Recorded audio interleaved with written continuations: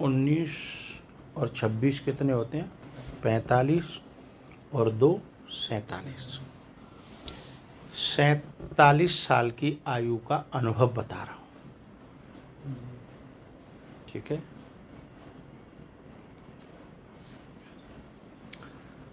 जिंदगी बहुत सारे आयामों से गुजरती है, ऊपर नीचे, सुविधाएं, कलेश, जवानी, रोग, उत्तेजना, विद्यार्थी जीवन, और वहाँ से गुजरते हुए साधुता तक, अपने पराये, वनवास, सबसे गुजर के मैंने जिस नतीजे पर, और इनको भोगे बिना बातें समझ में आती नहीं है। गरीबी, अमीरी समझ में नहीं आती, भले ही किसी का अनुभव सुन लें हम।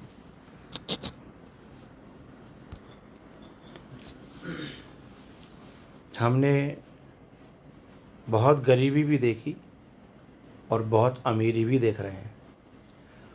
हमने योगी बन के भी देखा और भोगी बन के भी देख रहे हैं।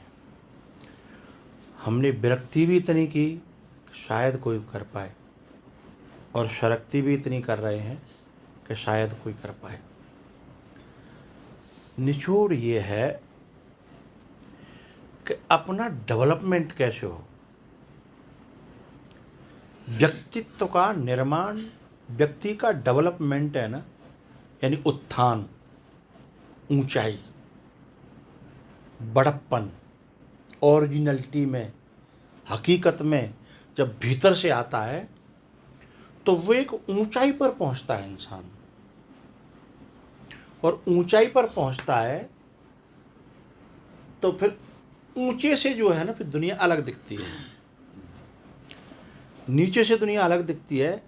कैमरा का एंगल जैसे नीचे से लगाओ तो आदमी कुछ अलग दिखता है, सामने से लगाओ तो आदमी अलग दिखता है, और ऊपर से लगाओ तो आदमी अलग दिखता है।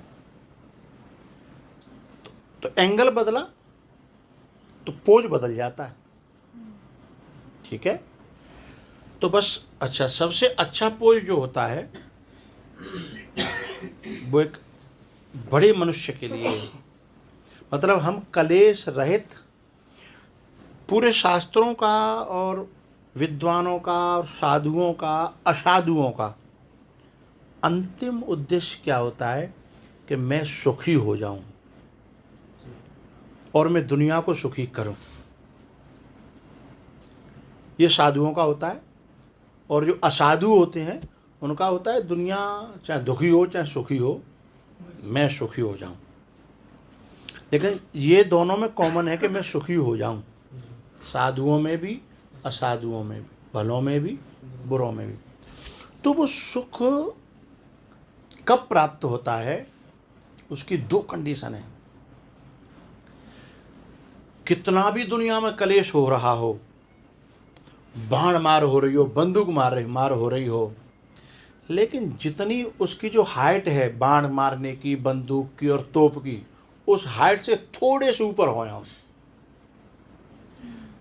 फिर उसी युद्ध से भय नहीं लगेगा, उसी युद्ध को देखने का आनंद आने लगेगा, भय नहीं लगेगा। यहाँ से हम जो है आश्रम से निकल करके हम 1-1.5 फुट की ऊंचाई पे चल रहे हैं। 1.5 फुट की ऊंचाई है करव की गाड़ी की, उस पर चल रहे हैं। नीचे एक सांप नहीं 50 सांप आ जाए, हम भयभीत नहीं होते।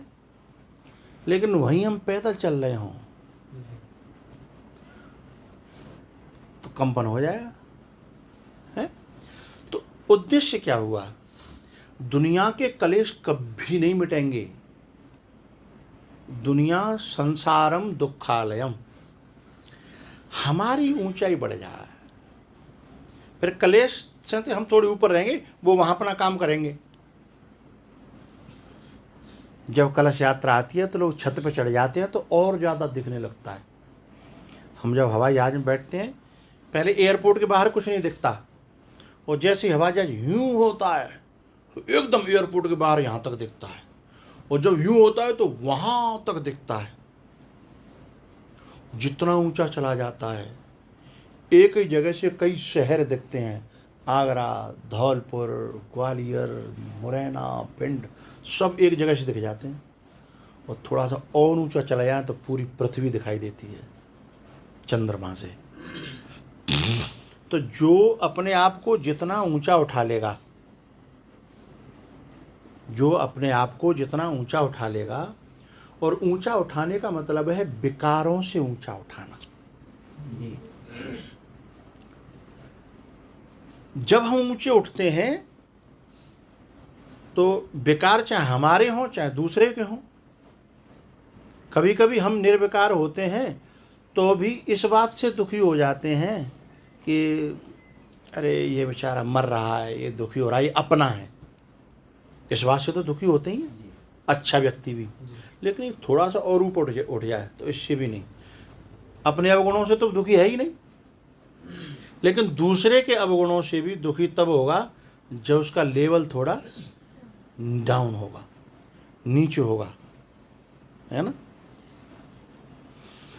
उसके लिए क्या करना है, यहाँ तक बात समझ में आ गई ना, कि जब तक हम उस लेवल से ऊपर नहीं जाएंगे तब तक अपने या दूसरे के विकारों का शिकार होते रहेंगे। मैं रोड पे चल रहे हैं, हम बहुत अच्छे ड्राइवर हैं, हमारी बहुत अच्छी गाड़ी है, पर दूसरों मात दे तो क्या करोगे? उसमें अपनी योग्यता धरी की धरी रह जाएगी। तो जब तक हम उस रोड पे हैं तो तब तक कभी अपनों से तो कभी दूसरों को से, दुर्गुणों से दुखों का आमना सामना होता रहेगा। ऊपर उठने का मतलब कोई शरीर ऊपर नहीं उठेगा, शरीर यही रहेगा, शरीर यही रहेगा। और लोग धीमे धीमे हमको हमारा आदर करना शुरू कर देंगे, लोग हमसे प्रभावित होना शुरू कर देंगे। लोग हमारे, दुनिया में वो कितने भी बुरे हों, लोग हमारे सामने आकर के उन्हें बुरा बनने में संकोच होगा। विगत वैर बेचरहि सब संगा,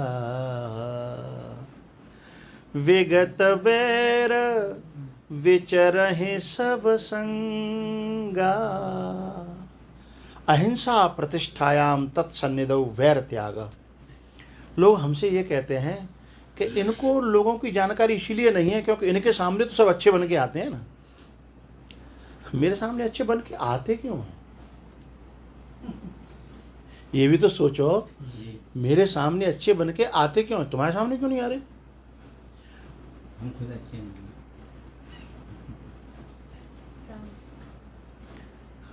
तुम्हारे सामने क्यों? तुम्हारे सामने वो इतना बुरा रूप दिखा गए, फिर तुम मुझे वो रूप दिखाने की कोशिश कर रहे हो जिसे मैं देखना, वो भी मुझे दिखाना नहीं चाहता था, मैं भी देखना नहीं चाहता था। पर तुम जबरदस्ती जब शिकायत लेके आते हो, तुम उस रूप को दिखाना चाहते हो जो तुमसे टकराया था। और तुमसे वो रूप उसने क्यों दिखाया? हम इस स्तर पर रहे होंगे, इसलिए वो टकराया, वो रूप उसने दिखाया, है ना। तो जब हम, इसके लिए बहुत अच्छी बात बतानी है मुझे। पहले, सबसे पहले हमें आना पड़ेगा स्वीकार का जादू। तुम जैसे भी हो ना, मुझे स्वीकार हो। तुम जैसे भी हो ना, मुझे स्वीकार हो। फिर भीतर से उच्चाटन, उत्तेजना, गुस्सा करुणा में बदलने लगेगा। महात्मा बुद्ध के सामने जब भी देवदत्त आता है तो गुस्सा करुणा में बदल जाता है। उसका एक संसारी रूप है माँ की ममता, आध्यात्मिक रूप अलग होता है। करुणा निर्लेप होती है, और दया और ममता जो होती है, दया नहीं कहेंगे, ममता जो होती है वो व्यक्तिगत होती है। करुणा सार्वजनिक होती है, ममता व्यक्तिगत होती है। तुम जो करुणा इस बच्ची के लिए दया कर, ममता करोगे, सबके लिए नहीं कर पाओगे, लेकिन मैं जो कर पाऊँगा वो सबके लिए कर पाऊँगा, क्योंकि मैं करुणा कर सकता हूँ, ठीक है। तो सब करुणा नहीं कर सकते, ममता तो कर सकते हैं। तो ये बड़े से बड़े अपराध करेगी बच्ची, तो अभी तुम उसे पियोगे नहीं, विक्षेप ही नहीं होगा। इसको कोई दुख न हो आगे जा कर के, वो लक्षण इसमें आएंगे तो विक्षेप होगा। ये तुम्हें कितना भी विक्षेप करेगी तो विक्षेप नहीं है, क्योंकि हमने जो है इसको स्वीकार कर लिया है। महापुरुष के नीचे इतने लोग क्यों रह लेते हैं विभिन्न विभिन्न मतियों के? वो स्वीकार करता है। अरे क्या हो गया, जैसे माँ अपने बुरे से बुरे बेटों को स्वीकार करती है, पर इसको ये गुण जो है समझते समझते डेवलप करना पड़ता है। फिर बुरा व्यक्ति भी है ना, कुछ दिन हम उसको स्वीकार करेंगे, कुछ दिन बाद वो फिर हम जैसा चलने लगेगा। फिर वो हमें विक्षिप्त करने से 100 बार सोचेगा, और विक्षिप्त कर गया तो बाद में रोएगा। बाद में उसे रोने पर ये प्रकृति का नियम है फिर, क्योंकि जब व्यक्ति जिंदा होता है तो डूबता है, मर जाता है तो तैरता है। तो मरने का मतलब है प्रकृति के हवाले करना। उसने पानी के हवाले कर दिया शरीर को, अब वो हाथ पांव नहीं चला रहा, तो उसी पानी ने उसको ऊपर कर दिया। तो मेरे हवाले हो गया ना। जो तैरना जानते हैं ना, वो पानी के हवाले करते हैं अपने शरीर को। कुछ लोग बिना हाथ पांव में यूं तैर जाते हैं, तो पानी के हवाले करते हैं। अरे छोड़ो इंसान को, तुम कभी कुत्तों की लड़ाई देखना। कुत्ते एक दूसरे के से तब तक लड़ रहे हैं जब तक वो पूंछ नीची नहीं कर रहा, और पूंछ ऊंची कर रहा है तब तक लड़ाई चल रही है। और उसने जैसे ही पूंछ नीची करी और गिर करके यूं पांव ऊपर कर दिए, कुत्ता तुरंत उससे पीछे लौट जाता है। कभी युद्ध देखिएगा, वैसे नहीं मिले तो यूट्यूब पे देखिएगा, 2 मोहल्लों के कुत्ते लड़ रहे हो, तो जब तक वो, वैसे वो पहले से ही पूंछ नीची कर लेता है, लेकिन फिर भी पूंछ नीची करने के बाद में भी थोड़े थोड़े दांत दिखाता रहता है, तब तक उस पर प्रहार होता है और वो वहीं गिर जाए, वो गिर जाए और पैर ऊपर कर ले, तो दूसरे कुत्ते अपने आप लौट करके, क्योंकि उसका वो सरेंडर है। तो जब हम प्रकृति के सरेंडर, जीव के सरेंडर होने की जरूरत नहीं है। जीव तो कुत्ते से भी गया बीता है। यदि हमने जीव को सरेंडर कर दिया तो वो जो बना के खा जाते नहीं है, ऐसे बना के खा जाएंगे। प्रकृति के सरेंडर करिए। परमात्मा के सरेंडर जब हम होंगे तो हमें ठगने वाला इतना पछताएगा ज़िंदगी में, और हम कभी नीचे नहीं जाएंगे, क्योंकि सरेंडर व्यक्ति डूबता ही नहीं। डूबता तो वो है जो बहुत जिंदा बनता है, जितना ज़्यादा जिंदा बनता है वो डूबता है, और जब तक डूबता है जब तक जिंदा बनता है,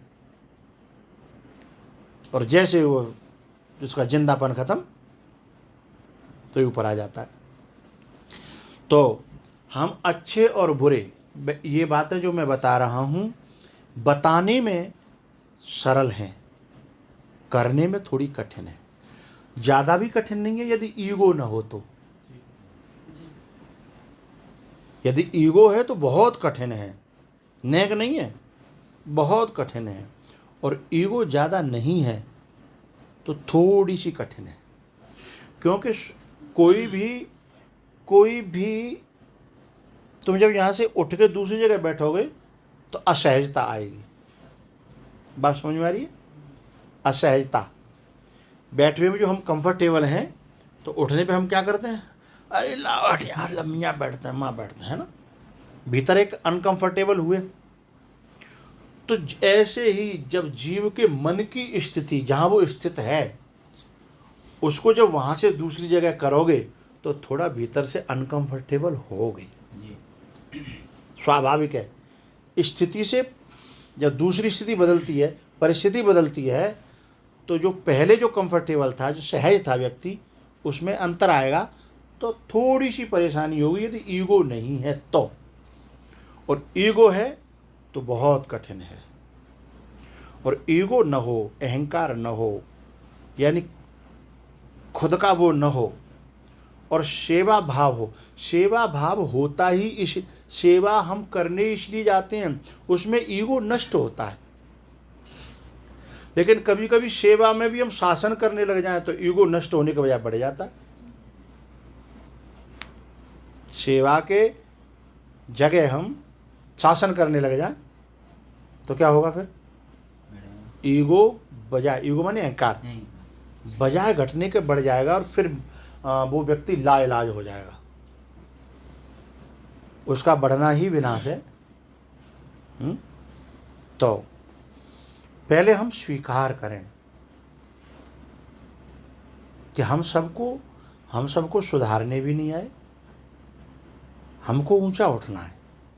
और जब इन्हीं में रह करके जब इन्हीं से ऊपर उठ जाएंगे तो एक दिन यही हमारे लिए जो दीवार बने हैं वो सीढ़ी बन करके हमारी ऊंचे उठने का सहारा बनेंगे।